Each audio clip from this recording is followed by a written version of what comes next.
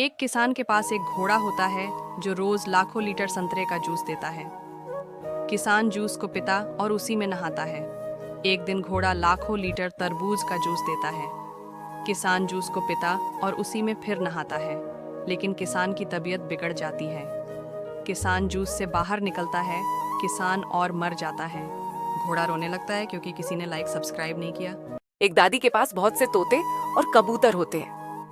कबूतर बहुत से अंडे को भी देते हैं, लेकिन तोते अंडे नहीं देते हैं। तो दादी तोते पर चिल्लाती है और भगा देती है।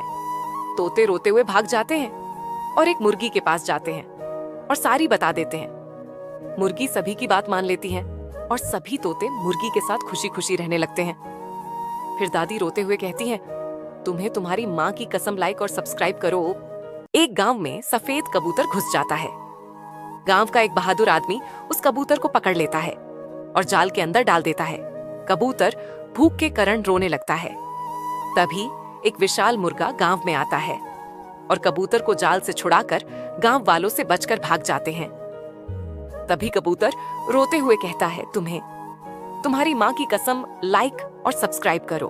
दादी गन्ने का सारा जूस पी जाती है, फिर भी दादी का पेट नहीं भरता है तो कबूतर पर चिल्लाती है।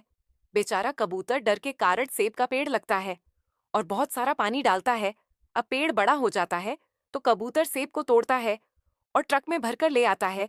फिर दादी मजे से सेब खाती है, लेकिन कबूतर रोते हुए कहता है, तुम्हें तुम्हारी माँ की कसम है, लाइक सब्सक्राइब करो। एक दादी के पास बहुत सी मुर्गियां होती हैं जो बहुत से अंडे देती थीं। ऐसे ही एक किसान के पास बहुत से कबूतर थे।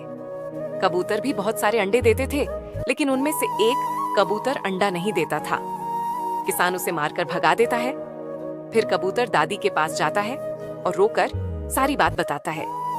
दादी को दया आ जाती है तो वह उसे मुर्गी के साथ भेज देती है। अब मुर्गी और कबूतर एक साथ रहते हैं। ये क्या आपने अभी तक दादी के लिए लाइक सब्सक्राइब नहीं किया? दुबली पतली गाय और उसका मालिक शहर घूमने आए। तभी कुछ लोग उसकी पतली हालत का मजाक उड़ाने लगते हैं।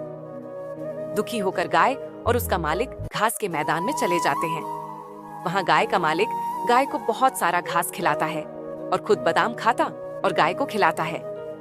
धीरे धीरे दोनों के शरीर ठीक होने लगते हैं। फिर वे दोबारा शहर जाते हैं। लोग उन्हें देखकर हैरान रह जाते हैं।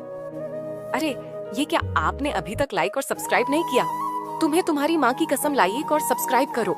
दादी गर्मी से बेहद परेशान हो जाती है और बर्फ से घर बनाने लगती है। बर्फ का घर बन जाता है और दादी उसी में लेट जाती है। तभी तेज गर्मी से बर्फ पिघल जाती है। दादी बहुत परेशान हो जाती है और एक हाथी के पास जाती है। हाथी शहर से कभी ना पिघलने वाली बर्फ ले आता है। दादी उसी बर्फ पर लेट जाती है और बर्फ का पुल बनाकर उसी में नहाने लगती है। फिर हाथी रोते हुए कहता है, तुम्हें तुम्हारी माँ की कसम है, लाइक और सब्सक्राइब करो। भारतीय जवान ट्रेन में किसान से अमरूद लेता है और अमरूद खाकर रेगिस्तान में गिरा देता है। रात को बारिश की वजह से पौधा बड़ा हो जाता है, लेकिन तेज धूप से पौधा सूख जाता है। तभी भारतीय जवान उसी रास्ते से गुजरता है और पौधे पर पानी डाल देता है। तभी कुछ महीने में अमरूद का पौधा बड़ा होकर पेड़ बन जाता है।